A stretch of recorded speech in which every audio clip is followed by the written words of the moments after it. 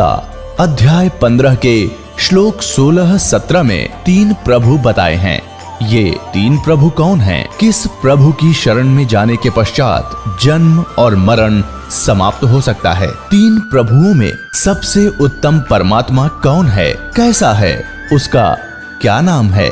इन सभी गूढ़ रहस्यों को जानने के लिए अवश्य सुनिए जगत गुरु तत्वदर्शी संत रामपाल जी महाराज के अमृत वचन। जैसे परमात्मा कहते हैं, जैसे कुंभ कुमार का ऊपर चित्र अनूप और वस्तु तामद है नहीं, जैसे जल बिन कूप। एक बहुत सुंदर घड़ा मटका रखा है, जग मिट्टी का, और उसके ऊपर बढ़िया चित्रकारी कर रखी है और वस्तु उसमें है नहीं। और एक सिंपल सा घड़ा, उस पर चित्रकारी भी नहीं, और वो शीतल निर्मल जल से भरा हुआ है। तो के फूका चित्रकारी वाले ना, जिसमें बालू रेत ठोक रखा, तो वो जिसके ऊपर कोई चित्रकारी नहीं और सिंपल सा है, खराब सा दिखर, उसमें निर्मल वस्तु है, पिए गट गटर जान बचाई, तो वो है हमारे लिए पूज्य। तो पुण्यात्माओं, इन सब तरह की बकवादों से हटकर, इनके जो भिन्न भिन्न प्रकार के वचनों से हमारी बुद्धि हटकर इस तत्व ज्ञान पर दृढ़ हो जाएगी, तब तो हम भक्त बनेंगे, तब तो हम साधक बनेंगे। नहीं तो ऐसे विचलित रहेंगे, और विचलित व्यक्ति को भगवान मदद नहीं करता, उसको प्राप्त नहीं होता। तो क्या बताते हैं, ये हमारे धर्म गुरु जो थे, ये हमारे सदग्रंथों से परिचित नहीं थे। और परमात्मा आए थे 600 वर्ष पहले स्वयं, क्योंकि वो आते ही रहते हैं। उसका विधान है ऋग्वेद मंडल नंबर 9 सूक्त नंबर 86 मंत्र 26 और 27 में, ऋग्वेद मंडल नंबर 9 सूक्त 82 मंत्र 1, 2, 3 में, ऋग्वेद मंडल नंबर 9 सूक्त 54 मंत्र 3 में, ऋग्वेद मंडल नंबर 9 सूक्त 20 मंत्र 1 में, ऋग्वेद मंडल नंबर 9 सूक्त 94 मंत्र 1 में, ऋग्वेद मंडल नंबर 9 सूक्त 95 के मंत्र 2 में, ऋग्वेद मंडल नंबर 9 सूक्त 96 के मंत्र 16 से लेकर 20 में, और भी अनेक स्थानों पर ये प्रमाण है कि वो परमात्मा ऊपर के लोकों के सबसे ऊपर के लोक में रहता है। यानी प्रत्येक लोक में जो ऊपर के लोक हैं, जैसे सतलोक, अलखलोक, अगमलोक और अकैलोक, जिसे अनामी लोक भी कहते हैं, उन सब में परमात्मा भिन्न भिन्न रूपों में रहता है। प्रत्येक के सबसे अंतिम तीसरे पोर्शन में सबसे ऊपर के स्थान पर विराजमान है, और वहां से वो मनुष्य दृश्य है, सिंहासन पर विराजमान है, सिंहासन पर बैठा है,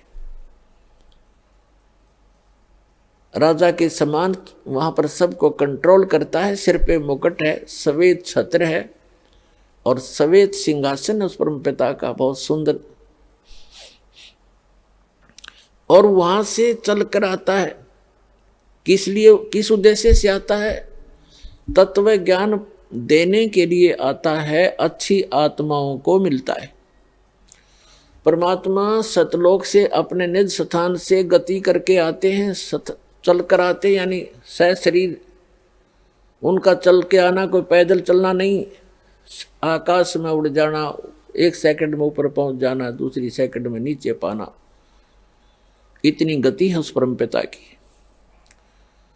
वो परमात्मा यहाँ अच्छी आत्माओं को मिलते हैं और उनको तत्व ज्ञान से परिचित कराते हैं, और अपने ज्ञान को भगवान खुद ही बता सकते हैं। बाकी से कितनी समाधि ला लो, कितना मेडिटेशन कर लो, कितना ज्ञान इकट्ठा कर लो, भगवान जो ज्ञान बताते हैं वही ज्ञान होता है, बाकी अज्ञान होता है।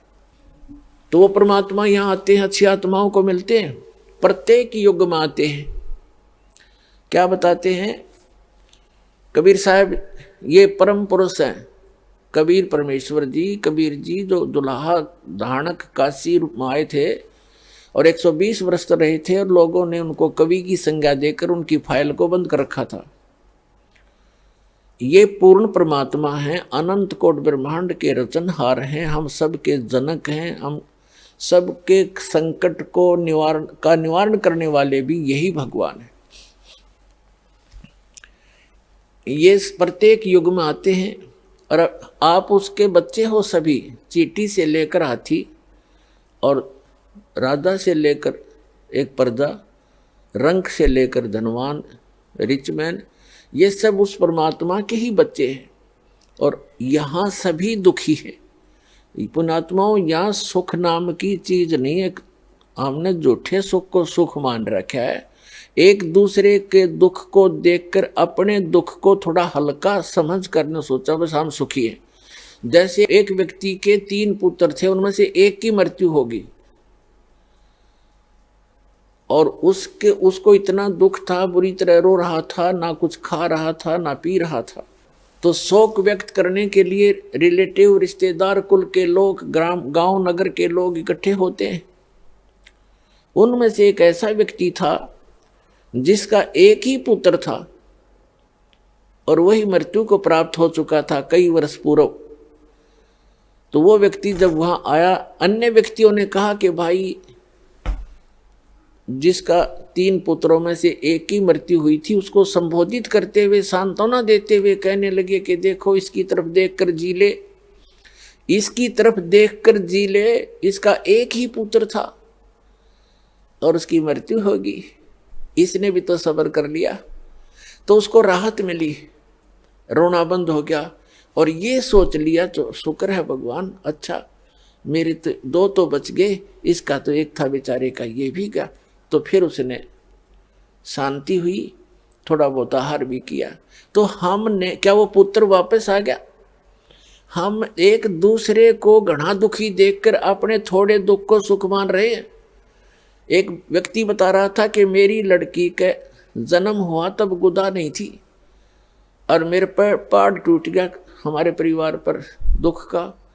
मेडिकल में लेकर गए तो वहाँ क्या देखा, जिस वार्ड में मेरी बेटी को लेकर गए उस वार्ड में ऐसे मरीज 4-5 और थे। फिर मेरा दिल को शांति हुई, थोड़ा सहारा मिला, खाक सहारा मिला। क्या वह गुदा लगी लड़की के जाते ही? नो देख लिया कि और भी से दुखी बतेरे हैं, नो शांति कर ली और सुख हो गया। तो परमात्मा कहते झूठे सुख को सुख कहे, ये मान रहा मनमोद, ये सकल चबीना काल का और कुछ मुख में कुछ गोद। इसे गंदे लोक में रहकर आप फिर भी सुख ढूंढ रहे हो। यहां सुख नाम की चीज नहीं है। अभी तक तो हमें कोई पता नहीं था, इसका विकल्प नहीं था। पुण्यात्माओं, ऐसा जीवन जीना हमारी मजबूरी थी, कोई विकल्प नहीं था। अब परमात्मा ने आके विकल्प बताया, वो हमने सुना नहीं, क्योंकि नकलियों ने सुनने नहीं दिया। नकली गुरुओं ने जो आज भी पंजे अड़ाना चाहते हैं, लेकिन अब इनके पंजे उखड़ जाएंगे, अब नहीं टिक पाएंगे ये, क्योंकि जनता शिक्षित है। अब जो प्रसंग चल रहा है, परमात्मा कहते हैं झूठे सुख को सुख कहे, ये मान रहा मनमोद, ये सकल चबीना काल का कुछ मुख में कुछ गोद। तो वो हमारे पिता हैं कबीर परमेश्वर जी, वो हमारे लिए भटक रहे हैं। कबीर साहब कहते हैं मैं रो तू सृष्टि को, और ये सृष्टि रो मोहे। और कहे कबीर हमारे वियोग को ये समझ न सकता कोई। वैसे गरीबदास जी की वाणी है, कहे गरीब इस वियोग को समझ नहीं सकता कोई। कहने का भाव ये है कि हम उस सुखदाई भगवान की खोज में लगे हैं, और उसकी खोज करते करते हम ऐसे अनाड़ी संतों के पास फंस जाते हैं जिनको कह का पता नहीं, दाढ़ी मूछ बढ़ा कर लाल पीड़े कपड़े पहन कर ऐसे बैठ जाते हैं गुग्गू बन का। हमने सोचा बड़े विद्वान होंगे, बड़े पहुंचे हुए संत है। तो ये काल के दूत ठोर ठोर बैठा रखे इसने अपने, और भगवान आते हैं हम उनकी सुनते नहीं, क्योंकि उन काल के दूतों से गढ़े प्रभावित हो चुके होते हैं। कोई 10 वर्ष से लगा है, कोई 20 वर्ष से, कोई 5 वर्ष से, वो सेट हो गया क्योंकि ग्रुप बन गया। उनकी सब एक जैसी विचारधारा है। उस विचारधारा से हटकर कोई ज्ञान सुनने को मिलता है तो हम विरोध कर लेते हैं। दुर्भाग्य हमारा। ज्ञान को सुनना चाहिए, गहराई तक जाना चाहिए, निष्कर्ष निकालना चाहिए, फिर अच्छा लगे तो स्वीकार करो, ना छोड़ देना चाहिए। पहले ही विरोध करने लग जाते हैं, झगड़ा ठान लेते हैं। ये क्रोथा कांड इसी का कारण था। इन दुष्ट लोगों ने अपनी दुकानें बंद होती देख कर ये जुल्म करवा दिया, झूठे प्रचार करवाया, और 21 महीने तक इस प्रचार को बंद करा दिया। कीड़े पड़ा कर इसे व्यक्तियाँ का तुम्हारे सामने दिखा दूंगा ऐसे जालिम लोगों को। आप बुराई करें, अपने चंदा इकट्ठा करने के चक्कर में उन जनता से कोई लेना देना नहीं, कोई भाड़ में जाओ। और एक परमार्थ का काम शुरू होता है, परमात्मा ने आके शुरू किया था, उनका इतना विरोध करा दिया था इन नकली गुरुओं, ब्राह्मणों, ऋषि मंडलेश्वरों ने, काजी और मुल्लाओं ने जीना हराम कर दिया था। लेकिन वो तो समर्थ थे, वो अपनी छाप छोड़ गए। उस समय ये अनमोल रतन देगे हमारे को, सुख संवेद देगे, जो जिसके सहारे आज दास ऊपर उठ रहा है। और इसके विषय में बताया है कि और ज्ञान सब ज्ञान डी, कबीर ज्ञान सो ज्ञान, और जैसे गोला तोब कायब करता चले मैदान। परमात्मा का ऐसा ज्ञान है, ऐसा निर्मल ज्ञान है, ये निर्मल करे शरीर, और ज्ञान सब मंडलीक है, ये चकवे ज्ञान कबीर। और ज्ञान तो मंडलीक है, सीमित है, डिविजनल है, अक्षेत्रीय है, और चकवे माने चक्रवर्ती, all round, complete in all respect, complete spiritual knowledge जो कबीर भगवान ने दिया है, वो ज्ञान चकवे ज्ञान, चकवे माने चक्रवर्ती ज्ञान है उस कबीर साहिब का। ऐसा निर्मल ज्ञान है, निर्मल करे शरीर, और ज्ञान मंडलीक है, मंडलीक माने डिविजनल, अक्षेत्रीय, और ये चकवे ज्ञान कबीर, चक्रवर्ती ज्ञान है उस कबीर भगवान का, जो सभी सदग्रंथों में प्रमाण है। तो वो क्या बताते हैं, चारों युग में मेरे संत पुकारे, को के कहा हम हेल रे, हीरे माणिक मोती बरसे, ये जग चुगता ढेल रे। क्या बताते हैं कि चारों युग में जिन महापुरुषों को मैं मिला हूं, कबीर भगवान बताते हैं, क्योंकि ये चारों युगों में आते हैं भगवान परमात्मा हमारे पिता, और हमें सतमार्ग देना चाहते हैं। लेकिन ये काल के नकली दूत, ये झूठे गुरु परमात्मा के मार्ग में हमेशा बाधा बनते रहे। उसका कारण ये था कि हम शिक्षित नहीं थे। केवल एक वर्ग को, ब्राह्मण वर्ग को ही शिक्षा का अधिकार था, और उनमें इतना अभिमान हो गया क्योंकि आम जनता उनको दादाजी कहने लगी, उनको ब्राह्मण गुरुजी उनके चरण धोएं, उनके श्रद्धा से। फिर उनने अपने एक वो बना ली, परंपरा बन गई, उसके पोते, उसके पड़पोते आगे फिर पढ़ताई करने लग गए। अब उनका रोजी रोटी का काम बन गया वो। तो उन्होंने ज्ञान था नहीं उनको। फिर भगवान जब बताने आया, जब बात कति बिगड़ती दिखी तो उन्हें सुनने नहीं दी और सुना नहीं। तो इसलिए मालिक ने ये समय सेलेक्ट किया, क्योंकि जो यह शिक्षा है ये बहुत खतरनाक है, हानिकारक है मानव के लिए।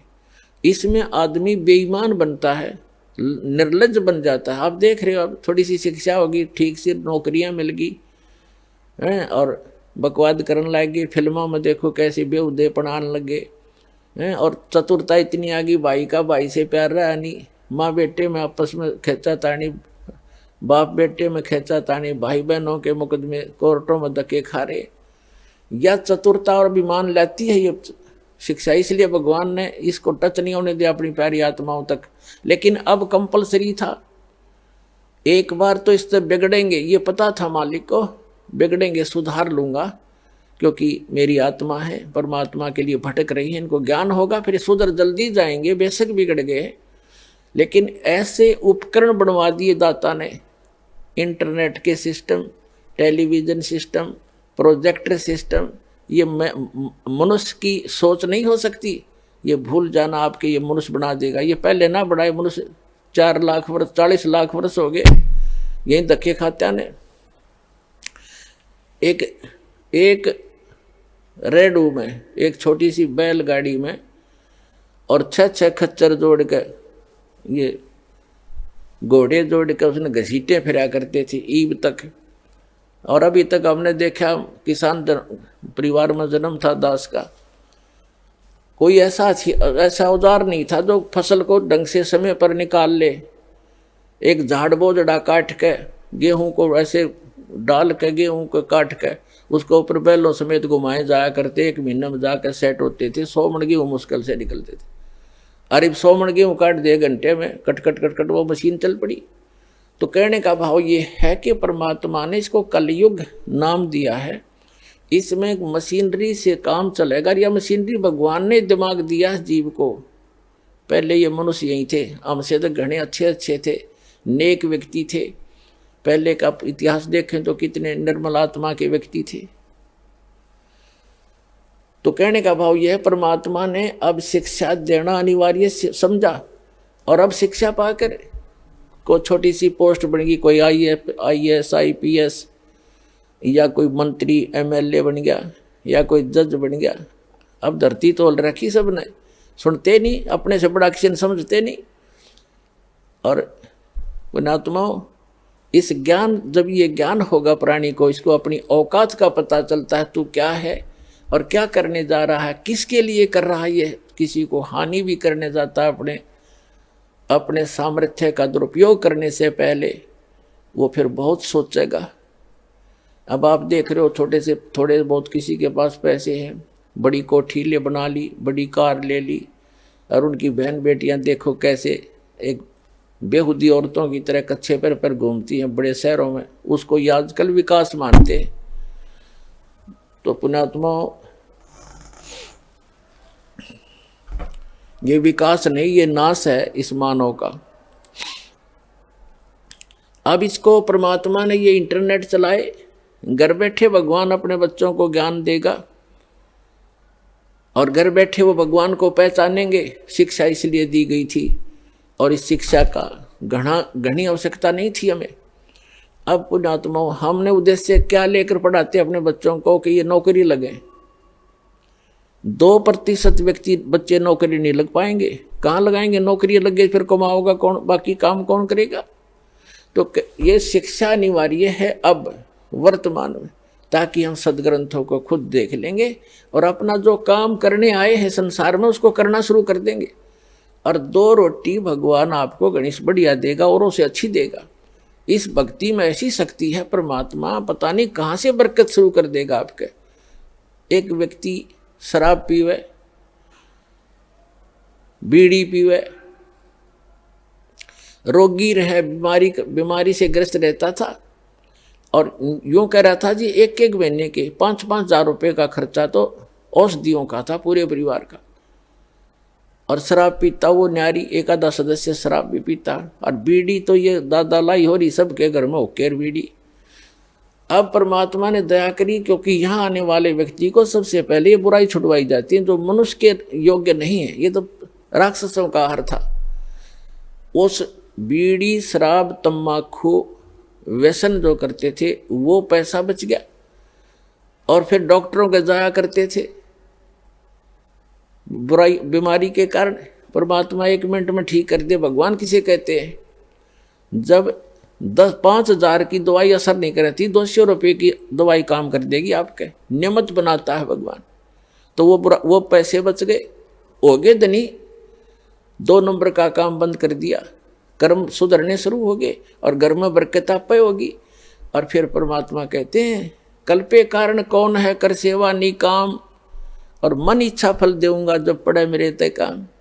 जब जहाँ पर भगवान का रोल आवेगा तो कहते तू भक्ति करते रहो आप, जैसे मेरा दास बतावे उस नियमों का पालन करते हुए आप भक्ति करते रहो। और फिर आप पर कोई आपत्ति आवेगी जो भगवान सतर्की होगी, फिर कहना देखना मन इच्छा फल दे दूंगा जो पड़े मेरे ते काम। अब भगवान ते काम हमें पड़ेगा जब देखना। आप सोचते रह जाओगे कि भगवान हम सुना करते हैं, भगवान ऐसा सुख देता है, और आप पे गिनती नहीं होगी इतने सुख देगा ये परमात्मा आपको। ये पूर्ण परमात्मा है, ये आपके प्रारब्ध को बदल सकता है।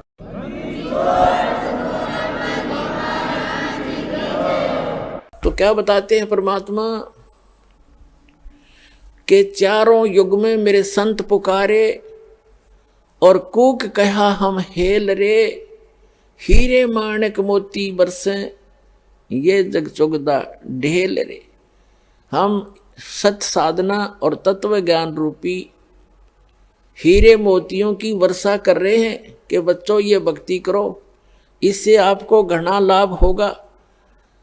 और हमारी बात को ना सुनकर इन नकली संतों, गुरुओं, आचार्यों, शंकराचार्यों की बातों पर आरूढ़ हो चुके हो तुम, ये कंकर पत्थर इकट्ठे कर रहे हो जिनकी कोई वैल्यू नहीं होगी भगवान के दरबार में।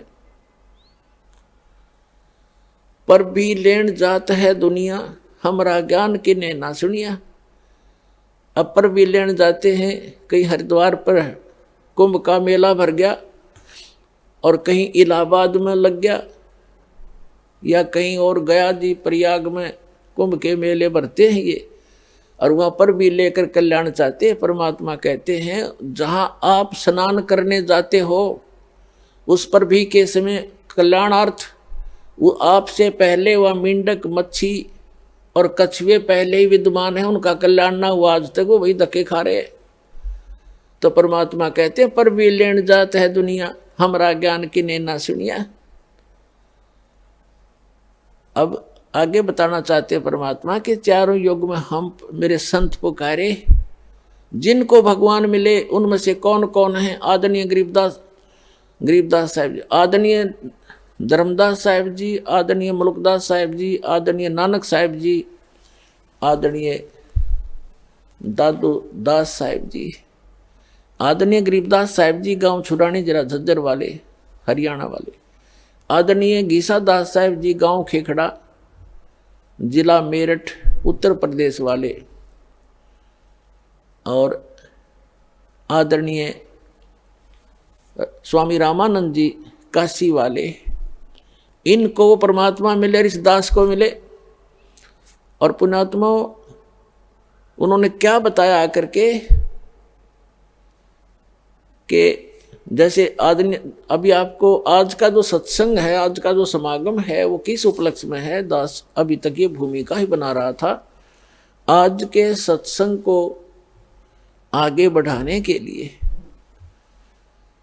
आज का जो समागम है ये इस उपलक्ष्य में है कि इस जैसे फाल्गुन सुदी द्वादशी, फाल्गुन मास के उतरते की चांदनी द्वादशी दवास को दिन के लगभग 10 बजे वो परमात्मा अपने विधान अनुसार अच्छी आत्माओं को मिलते ही हैं।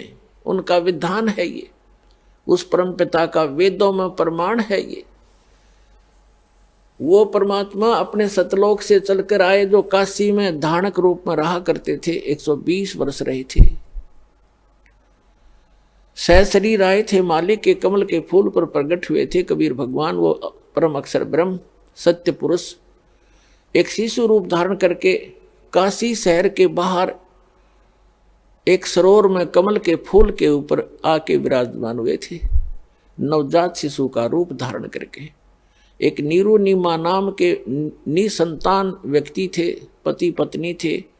वो स्नानार्थ गए थे, उस तालाब पर प्रतिदिन जाया करते थे और वहाँ उनको परमात्मा ने वो परमात्मा स्वयं बालक रूप में मिले। वो बड़े खुश हुए और उसका प्रत्यक्ष दृष्टा थे एक अष्टानंद नाम के ऋषि। ये देख रहे थे कि आकाश से प्रकाश का गोला आया, जबरदस्त, बहुत ज़्यादा तेज था उसका, और अष्टानंद जी की आंखें एकदम बंद होकर खुली। जब आंखें बंद हुई तो उसने क्या देखा कि कोई बालक है। जैसे सूर्य की तरफ आप कभी नज़र दृष्टि करते हो तो आपकी आंखें उस तेज को सहन नहीं कर सकती, आप एकदम बंद कर लेते हो या साइड में करते हो। तो क्या देखते हो कि सूर्य का प्रकाश रहित आकार का गोला सा आपको दिखाई देता है, गोलाकार दिखाई देता है। वो प्रकाश रहित होता है उसका, और उसका आकार दिखता है। ऐसे ही जो ही उसने उस प्रकाश का गोला जो बहुत दूर देखा था ऊपर से आता हुआ बड़ी स्पीड से, जैसे तारा सा टूटता है, अष्टानंद ऋषि की आंखें बंद हो गई। आंखें बंद होते ही उसने क्या देखा कि एक शिशु रूप दिखाई दिया, प्रकाश रहित आकार शिशु का। दोबारा आंखें खोली तो क्या देखा कि उस जिस सरोवर के ऊपर वो बैठा साधना करने की चेष्टा कर रहा था स्नान करके, उसी के एक कोने में जाकर वो प्रकाश सिमट गया। फिर अंधेरे में उसको कुछ नहीं देखा, क्योंकि सुबह सुबह ब्रह्म मुहूर्त का समय था। वो चला गया उठ के अपने गुरु जी के पास उसका संग का समाधान कराने के लिए कि आज मैंने ये क्या देखा गुरुवर। उनके गुरु जी थे स्वामी रामानंद जी। तो नीरुनिमा नाम के वो निसंतान दंपति थे, वो उठाकर ले गए। उनके घर परवरिश होने से 25 दिन तक परमात्मा ने कोई आहार नहीं किया, ना जलपान किया। वो चिंतित हो गए दोनों पति पत्नी। फिर परमात्मा ने कुंवारी गाय का दूध पीना प्रारंभ किया। परमात्मा की दया से ही उस कुंवारी बछिया ने दूध देना शुरू किया, गाय की बछिया। ये अलग से विषय है जो आज सत्संग दास शुरू करने जा रहा है, उसके वापस हट कर आते हैं। वही परमात्मा 120 वर्ष वहां रहे और 5 वर्ष की आयु में बड़े बड़े विद्वान, प्रकांड विद्वानों के छक्के छुड़ा दिए परमात्मा ने इस तत्व ज्ञान के अंदर। एक ही प्रश्न किया करते थे उन विद्वानों से, कौन ब्रह्मा का पिता है, कौन विष्णु की माँ और शंकर का दादा कौन है, पंडित जी दे बता। सबकी टाएं टाएं फीस हो जाती थी। ये तो अजरो अमर हैं, इनके कोई माता पिता नहीं है। और हमारे सदग्रंथों में लिखा है, सच्चाई को ना सुनकर और ना ही खुद पहचान पाए और परमात्मा का विरोध कर दिया था। तो वो परमात्मा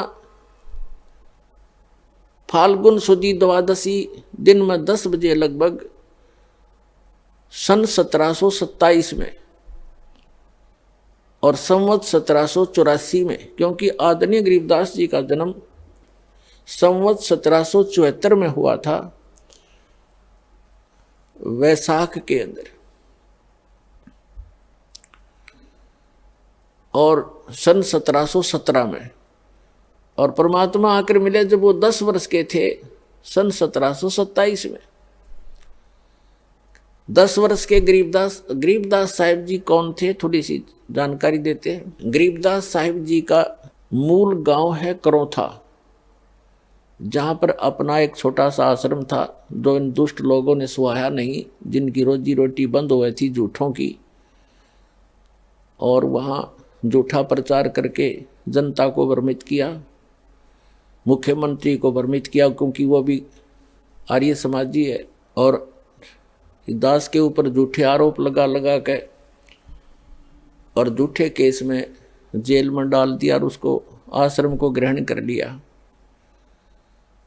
फिर भी परमात्मा कहते हैं कि साच को आंच नहीं होती।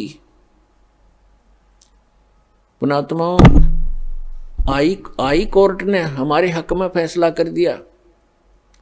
सन 2009 में मुख्यमंत्री आर्य समाजी और आर्य जो हमारा विरोध कर रहे थे, आर्य प्रतिनिधि सभा हरियाणा वाले, वो दोनों मिलकर सुप्रीम कोर्ट पहुंच गए। देख इनकी अकल मारी जा रही। कोई बात हो, अरे हम तो सत्य और असत्य की लड़ाई लड़ रहे हैं, ज्ञान और अज्ञान का झगड़ा, ज्ञान का जवाब ज्ञान से देना चाहिए। अब सुप्रीम कोर्ट में ऐसा मुंह पे थप्पड़ मार दिया परमात्मा ने उनके 8 वकील, 6 तो सरकार के, 2 उनके टॉप मोस्ट वकील कर रखे। हमारा ओरिजिनल वकील भी नहीं जा रहा था, उसको कोई काम हो गया अचानक, और परमात्मा के बच्चों को आश्रम दिवा दिया। इससे बड़ा चमत्कार पुण्यात्मा कोई नहीं हो सकता।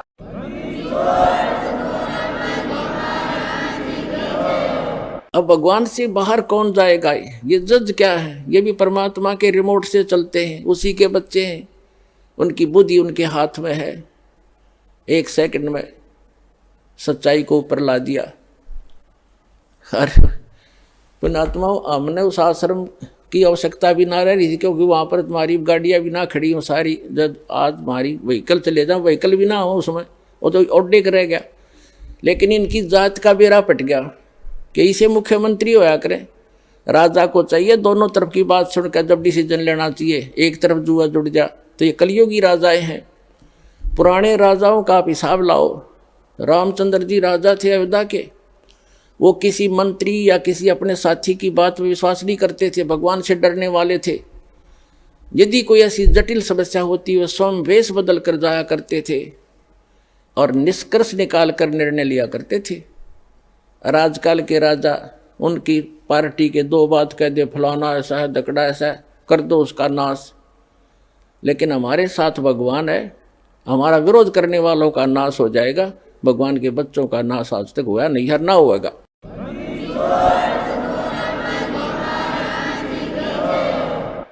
और हम ना किसी का बुरा सोचा और ना सोचते।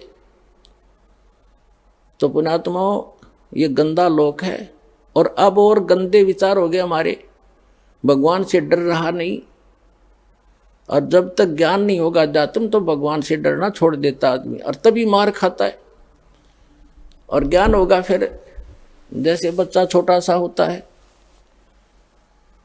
वो कोई तार नीचे गिर गया हो लूज हो के, और वहां से कोई स्पार्क को ज्वाइंट हो, उसका स्पार्किंग हो रही है, उसको आतिशबाजी जानकर उसको भी पकड़ लेता है छोटा बच्चा और मर जाता है। जब वो बच्चा सियाना होता है, उसका दिमाग सही काम करता है, तो फिर वो डर बताते हैं उसको कि इसमें बिजली हाथ मत लगाना।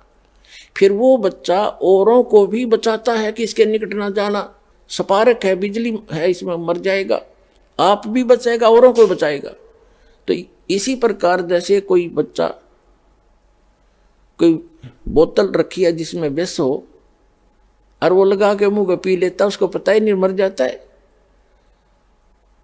तो पुण्यात्मा, जब उस बालक को ज्ञान होगा, बड़ा हो जाएगा, उसको लिखा है विष है, तो वो आप भी नहीं हाथ लाओ और दूसरों को भी निलाने देगा कि इसके हाथ ना लगाना, इसमें जहर है। तो पुण्यात्मा, जो गलतियां आज हम कर रहे हैं, हम तत्व ज्ञान अध्यात्म ज्ञान की कमी के कारण वो विष पान कर रहे हैं, स्पार्क वाला तार पकड़ रहे हैं, रिश्वत लेकर और चोरी करके, जारी करके, मिलावट करके, और एक दूसरे को अपनी ताकत का दुरुपयोग करके सता के हम विष पान कर रहे हैं। और जब ज्ञान होगा, हाथ भी नहीं लावेंगे, चाहे कुछ भी हो, भूखे मर लेंगे पर बुराई नहीं कर सकते। जैसे कर का जहर का रंग होरी हो, कहो कौन तिस खावे राम रंग होरी हो। आदरणीय गरीबदास साहिब जी को परमात्मा मिले, फिर अध्यात्म ज्ञान दिया। आज उसी का प्रकरण चल रहा है, लेकिन बीच बीच में बहुत सी साइड कथाएं सुनानी पड़ती हैं, तभी सत्संग बनता है। आदरणीय गरीबदास साहिब जी को परमात्मा मिले थे, सचखंड लेकर गए थे, फिर वापस छोड़ा था। उन्होंने उस तत्व ज्ञान को प्राप्त किया परमात्मा से। परमात्मा ने उनकी आत्मा में कबीर जी ने पूरा अध्यात्म ज्ञान फीड कर दिया था। तब उन्होंने कहा था कि जैसे कर का जहर का रंग होरी हो, कहो कौन तिस खावे राम रंग होरी हो। कहते हैं आपके घर में होरी माने खुशी, जैसे आप होली मनाते हो, खुशी का दिन मनाते हो, कहते ये होरी नकली है। असली होली तो जब होगी तुम्हारे घर में भगवान की भक्ति होगी, सब दुख रोज टलेंगे। एक भक्त कह रहा था, जी हमने 11 वर्ष हो गए आज तक कोई त्योहार नहीं मना लिया इस शरण में आए। जब इससे पहले क्या था कि ऐसे कभी तो घर में किसी भाई की मृत्यु होगी, कभी चाचा की होगी, कभी ताऊ की होगी, ताऊ के लड़के की होगी, कभी बहन का बटेऊ मर गया, तो कभी बहन मर गई। तो ऐसे 11 वर्ष हो गया हमने कोई त्योहार नहीं मनाया, रोया करते बैठ के त्योहारों को। तो ये खाक त्योहार है। तो परमात्मा कहते हैं हमारी शरण में आओ, थारा रोज होली रहेगी। और जैसे बुराई तुम करते हो, जो बुराइयां करके धन संग्रह करते हो या किसी को सताते हो, ये तो ऐसा कर रहे हो जैसे जहर खा रहे हो। और जब आपको ज्ञान होगा तब कहते जैसे कर का जहर का रंग होरी हो। कर का माने कण, विष का एक कण भी कहीं पड़ा हो और आपको पता हो ये विष है, और विष की क्वालिटी गुण को आप जानते ही हैं। कहते हैं उस कण को भी, अब तो आप मुट्ठी भर खा रहे हो, एक कण को भी आदमी नहीं खा सकता, इन्हें पता लग जाए ये विष है। तो अभी पता ही नहीं आपको ये विष है। तो ये जानकारी कराने के लिए सत्संग किया जाता है कि जो गलतियां आप कर रहे हो धनी बनने के लिए या लोक दिखावा करके, लोक लाज में फंस के, ये ना करो। और आपने यहाँ भी सुख मिलेगा। इस कबीर भगवान की शरण में आ जाओ, ये आपका पिता है, ये समर्थ है, आपके घर में सारे सुख देगा। तो इसलिए कहा है जैसे किर का जहर का रंग होरी हो, कहो कौन तिस खावे राम रंग होरी हो। तो फिर ये गलतियां कोई नहीं करेगा, जहर नहीं खाएगा। ये बुराई करना, चोरी करना, रिश्वतखोरी करना, मिलावट करना, किसी को सताना, आप दुख पालेगा। भक्त दूसरे को दुखी नहीं कर सकता, यह आत्माएं नहीं स्वीकारेगी आपकी इस ज्ञान के आधार से। तो क्रोथा का प्रसंग चला था, इसलिए आपको बताना पड़ा कि हमारा एक छोटा सा आश्रम था। इन दुष्टों को सुहाया नहीं, क्योंकि इनके ज्ञान की खाल उतार दी दास ने, अज्ञान की। इनसे भी आचार्यों की, शंकराचार्यों की, जितने भी मंडलेश्वर थे, ये डुप्लीकेट आदमी है, इनके पास तत्व ज्ञान नहीं है। और ये महर्षि दयानंद, ए भगवान, इतना नकली आदमी, इसका कोई ज्ञान प्रमाणित नहीं, इसकी कोई करणी करनी स्वस्थ नहीं, और इसको महर्षि मान करके आज तक हम आदर की दृष्टि से देखा करते थे। देखो, आदमी तो मानो आदरणीय होता है, लेकिन उसकी जो सीख थी वो आधार था कि वेदों अनुसार ज्ञान बता रहा हूं मैं, और सत्यार प्रकाश लिख दिया, वेद अनुसार लिखा मैंने। जब दास ने वेदों को देखा, इसलिए महर्षि दयानंद के ज्ञान को वेदों से मिलाया कि यदि इसका ज्ञान वेदों से मिलता हो, और कबीर भगवान का ज्ञान तो सर्व वेदों का निष्कर्ष है, तो कबीर साहब के ज्ञान से तो उसको मिलना कहाँ था, वो तो वेदों से ही मेल नहीं खाया। तो दास ने इतना कहा था, भाई इसको छोड़ दो, उनके हित में कहा था, कोई उनसे हमने कोई उनका कोई संपत्ति प्राप्त नहीं करनी थी, सिर्फ रास्ता दिखाना था कि अभी तक आप गलती पर हो और ये गलत मार्ग है। महर्षि दयानंद को वेद ज्ञान नहीं था, आप वेद को सच्चा मानते हो, वेद में ही देख लो। अब आम जनता जो आर्य समाजी है वो कौन है? हमारे भाई हैं, बहन हैं, मामा और बुआ के भाई बहन हैं, बेटियां हैं। लेकिन ये दुष्ट लोग हैं जो आचार्य, ये अपने स्वार्थवश उन्होंने ये सोचा कि यदि हमारे समाज के व्यक्तियों को इस सच्चाई का पता लग गया, सारे रामपाल के पास चले जाएंगे, इनका कल्याण हो जाएगा और तुम्हारी दुकान बंद हो जाएगी। ये उद्देश्य से लेकर उन्होंने जुल्म ढा दिया। तो ये लोग कभी तैसी नहीं हो सकते, आज तक नहीं हुए, ये लोग स्वार्थी। और दास ने परमार्थ में शीश दे रखा है, जेल चाहे जान जाओ, जेल की तो बात क्या है, पर इसको ऊपर लाकर छोड़ दूंगा, मालिक का साथ दास के है, सच्चाई को ऊपर लाऊंगा, पूरा विश्व का कल्याण होगा।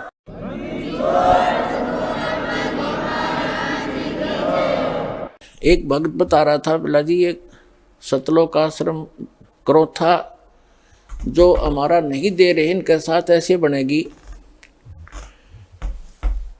एक व्यक्ति था, उसने कोई गलती कर दी, तो पंचायत हुई, उसने फैसला कर दिया भाई 100 रुपये जुर्माना कर दे,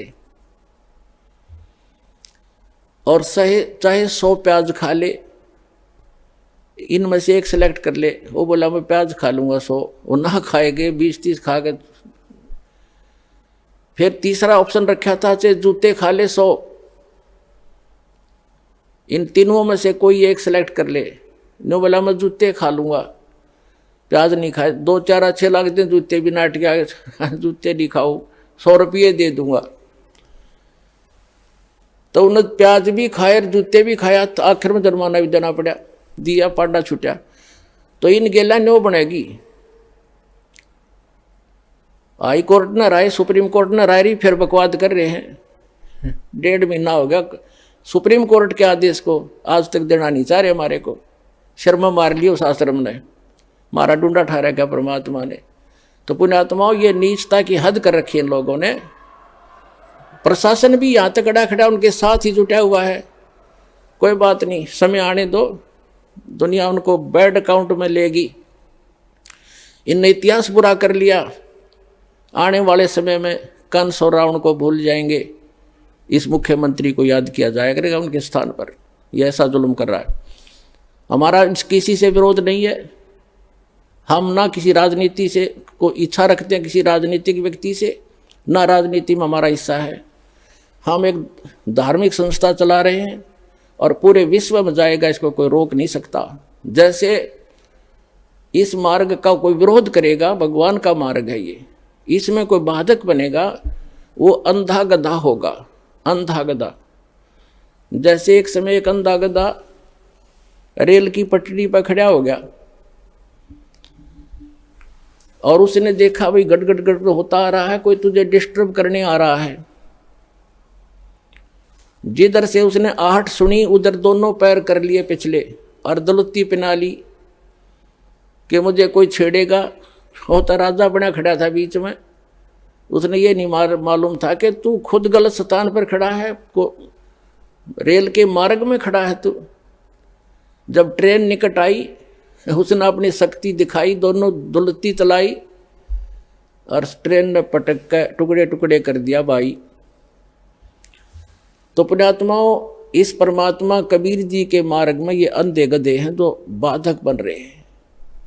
समय आएगा परमात्मा इनको वो सजा देगा, याद रखेगा इनकी कई पीढ़ियों तक, और पूरा विश्व याद करेगा ऐसे जालिम लोगों ने जो भगवान के मार्ग में बाधा करते हैं। इन्हें मदद करनी चाहिए।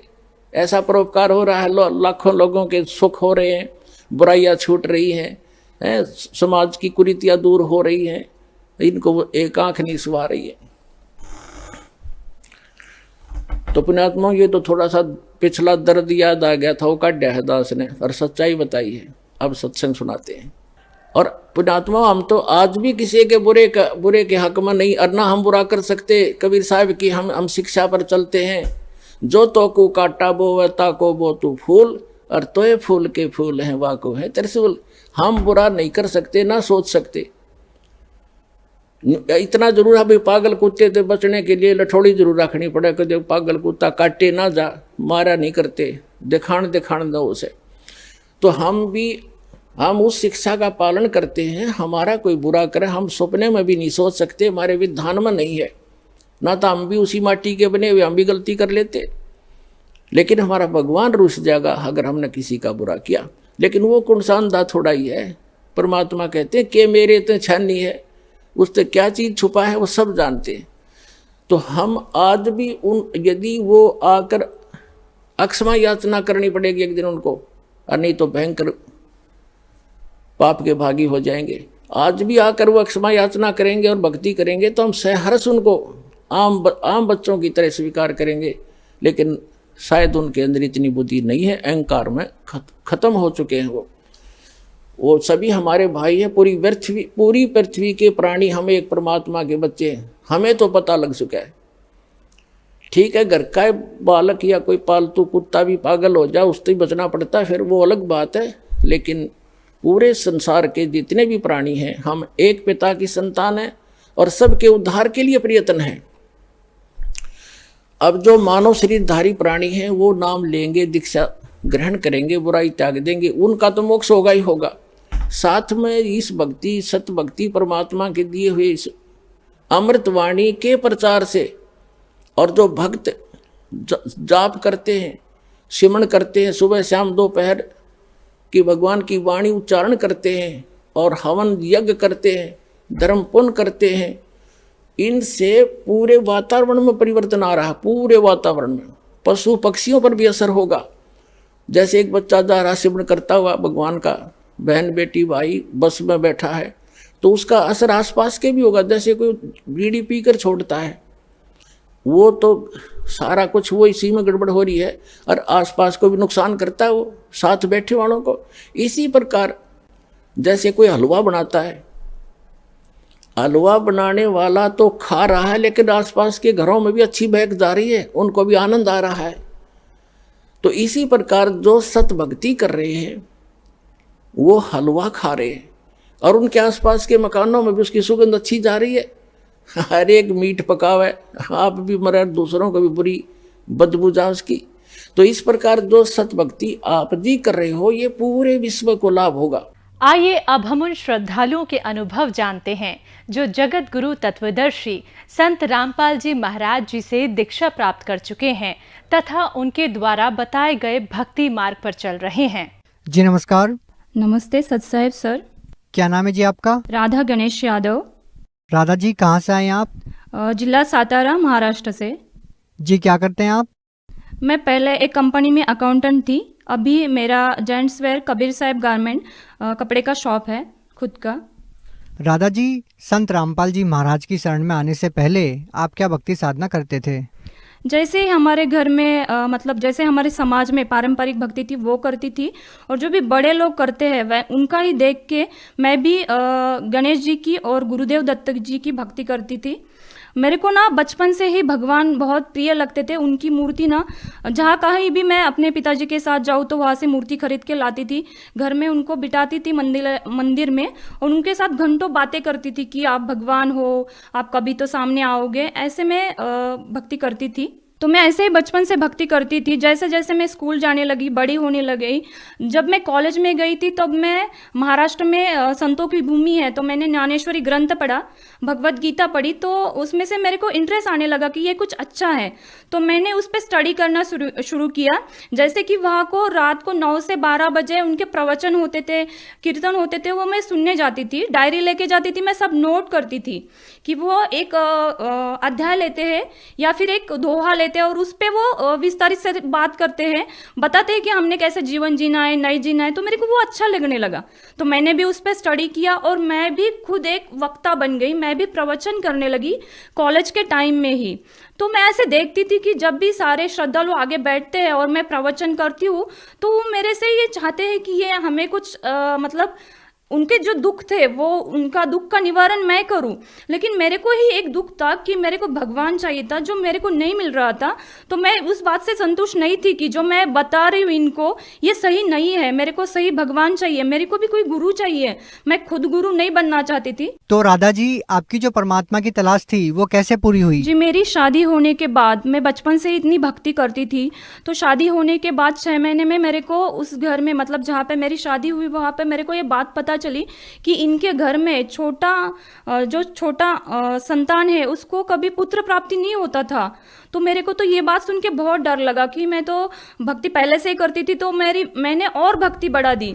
तो मेरे को ये बात था कि गुरु करना चाहिए, गुरु से मोक्ष मिलता है या गुरु करने से कुछ हमें लाभ भी मिलते हैं। जैसे कि मेरे को संतान नहीं था तो मैं इनकी खोज में थी ही, तो मैंने रत्नागिरी में जाके नरेंद्र महाराज करके है उनसे नाम दीक्षा ली, उनकी भक्ति करने लगी। उन्होंने कुछ गण गणात बोलते ऐसा मंत्र दिया, वो करने लगी। मैं साल भर वो मंत्र किया, इतने मन से किया, लेकिन फिर भी मेरे को संतान प्राप्ति नहीं हुई।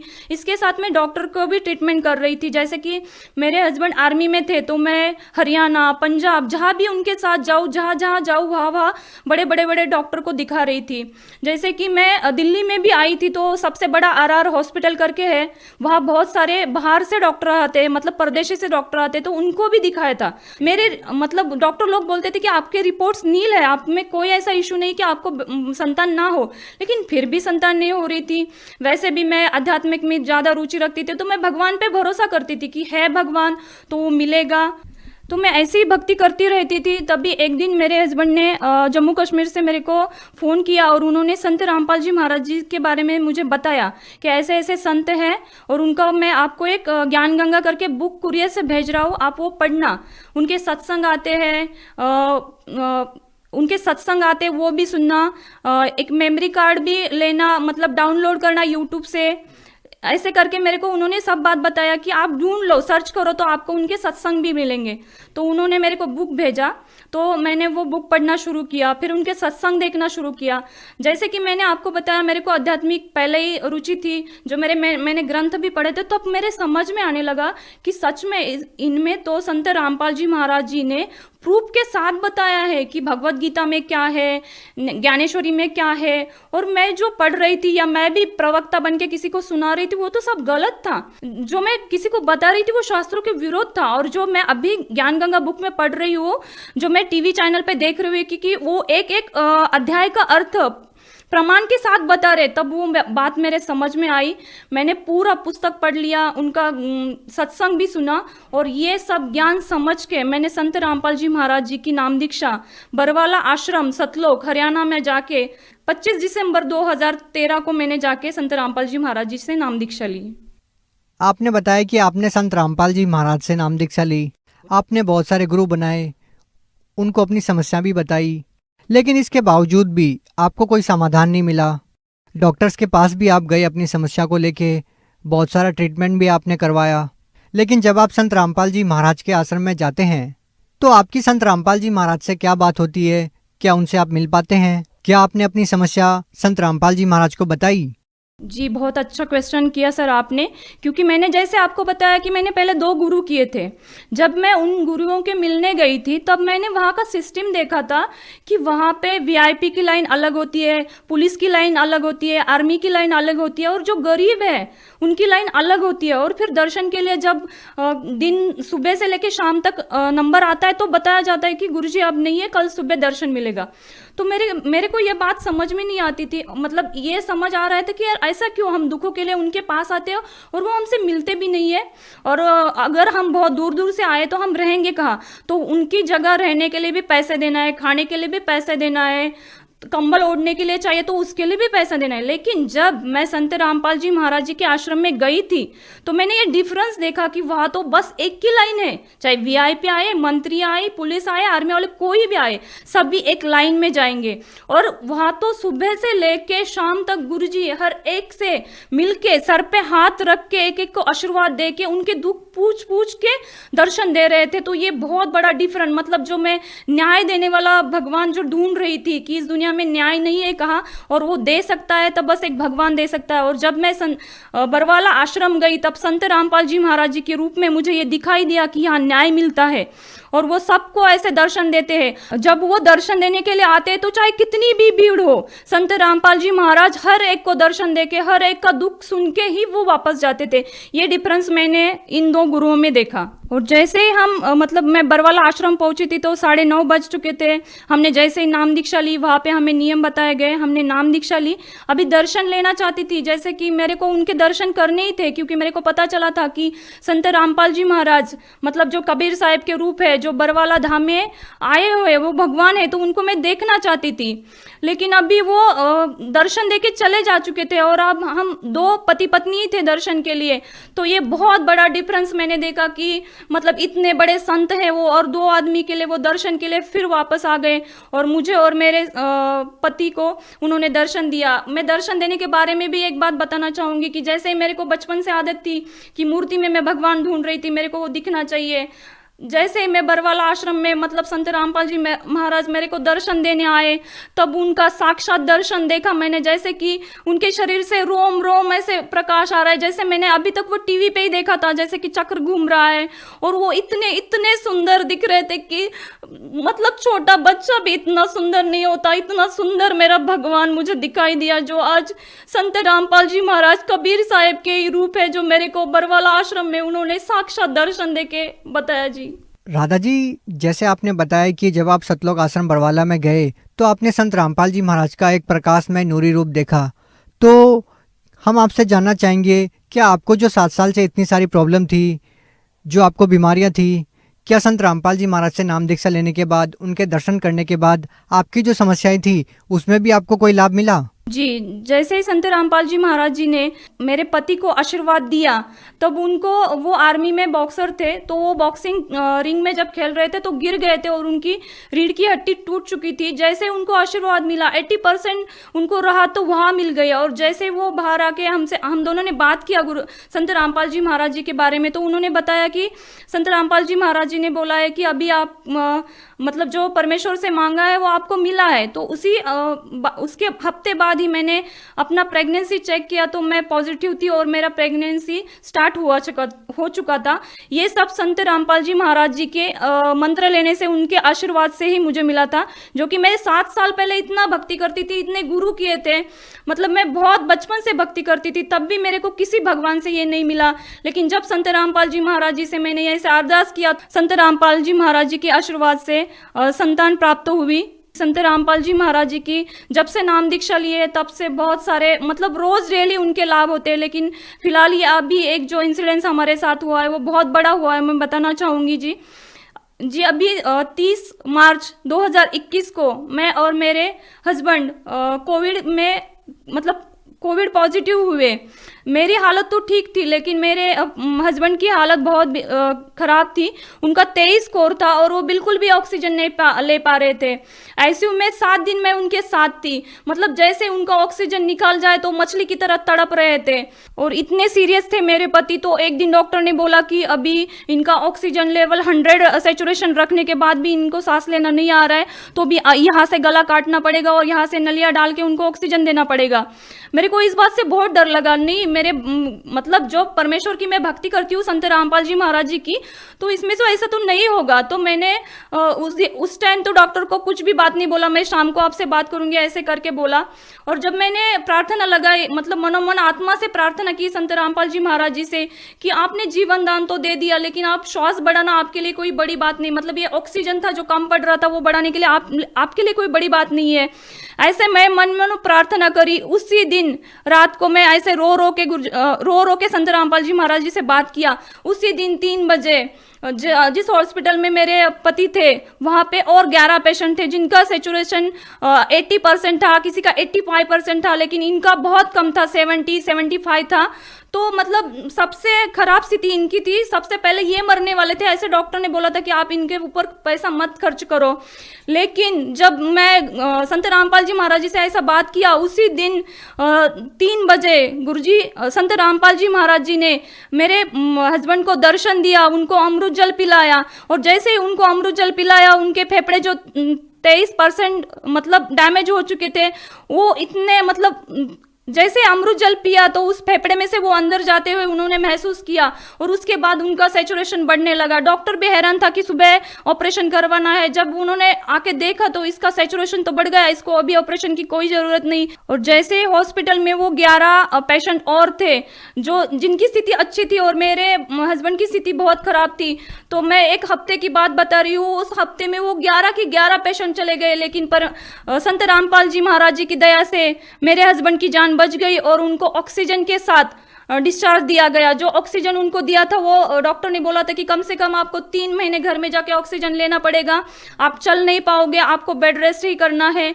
लेकिन संत रामपाल जी महाराज जी की दया से 13 दिन ही मैं खुद ऑक्सीजन लगाती थी, निकालती थी, मैं उनकी देखभाल करती थी। तो मैंने आंखों से देखा है 13 दिन के बाद ही उनका ऑक्सीजन पूरा निकल गया और अपने पैर से वो खुद चलने लगे। ये बहुत बड़ी दया परमेश्वर की हुई है। मैं और एक दूसरा लाभ बताना चाहती हूँ। जब मेरा बच्चा 9 मंथ का था तो मैं और मेरे हस्बैंड बाइक पे जा रहे थे, 70 की स्पीड से बाइक चला रहे थे। हस्बैंड अचानक से आगे से कोई आ गया तो उन्होंने अर्जेंट ब्रेक लगाया। बच्चा मेरी गोदी में था, मैं ऐसे गिरी, मैं 5 फीट आगे गिरी, उससे आगे भी मेरा बेटा 5 फीट आगे गिरा। संत रामपाल जी महाराज जी की दया से बस मेरे को थोड़ा सा खरोच यहाँ पे आया, लेकिन जो मेरा बेटा है ना उसको कुछ भी नहीं हुआ। तो ये कितना बड़ा चमत्कार है। इतना छोटा बेटा, मैं उछल के कूदती हूँ, उससे भी आगे बेटा कूदता है तो उसको कितनी चोट आनी चाहिए थी, लेकिन संत रामपाल जी महाराज जी की वजह से उसको कुछ भी नहीं हुआ। ये मेरे को जीवन दान दिया मेरे बेटे को संत रामपाल जी महाराज जी ने। बहन जी, जैसा कि आपने बताया कि संत रामपाल जी महाराज ने आपको इतने सारे जीवन दान दिए, आपके बच्चे को जीवन दान दिया, इतनी सारी समस्याओं से आपको बचाया, तो आप भगत समाज को क्या संदेश देना चाहते हैं? जी, मैं भगत समाज को, मेरे भाई बहन को ये संदेश देना चाहती हूँ कि देखो, हम सुशिक्षित है, आज सभी को ज्ञान है कि हमें पढ़ना चाहिए। हर एक कोई ना कोई किसी दुख से परेशान है, कोई ना, मतलब हम सब भगवान की खोज करते हैं। तो हमें ये देखना चाहिए कि भगवान कौन है, हम यहाँ कैसे आए हैं। तो मैंने भी बहुत सारे किताबें पहले पढ़ी थी, तो मेरे को समझ में नहीं आता था कि इसमें कुछ बताया भी है।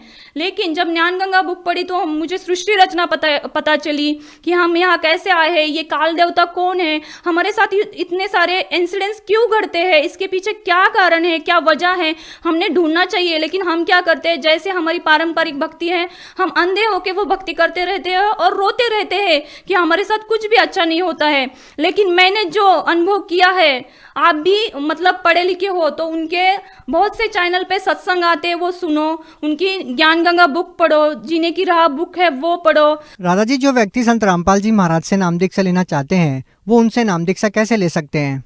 जी, उनके सत्संग बहुत सारे चैनलों पे आते हैं, तो उसके नीचे पट्टी आती है नीली कलर की, उसमें बहुत सारे नंबर दिए जाते हैं। अपने जिले के नामदान केंद्र का पता करके आप वहां से नाम दीक्षा ले सकते हो। जी, बहुत बहुत धन्यवाद सत साहेब जी।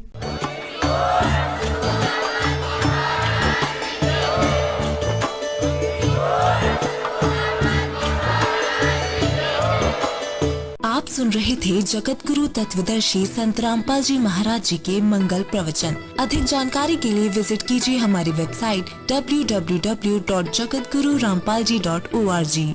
संत रामपाल जी महाराज जी के शुभ आशीर्वाद से पूरे विश्व भर में 500 से भी ज्यादा नाम दीक्षा केंद्र हैं, जिन पर संत रामपाल जी महाराज जी द्वारा ऑनलाइन निशुल्क नाम दीक्षा दी जा रही है। अपने नजदीकी नाम दीक्षा केंद्र का पता करने के लिए संपर्क करें 8222880541।